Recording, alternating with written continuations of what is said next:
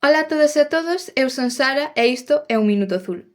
Hoxe vouvos falar da palabra rastro.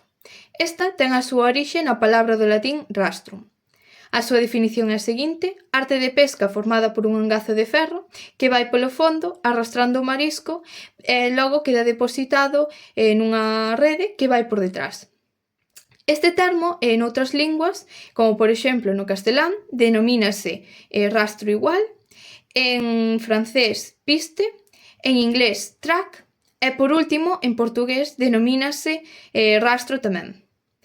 Esta palabra podémola relacionar con Galiza, concretamente con Rianxo, a través das súas embarcacións, debido a que levan o rastro para poder coller o marisco que vai polo fondo e que quede depositado na rede para logo leválo ás fábricas. E ata aquí o meu minuto azul.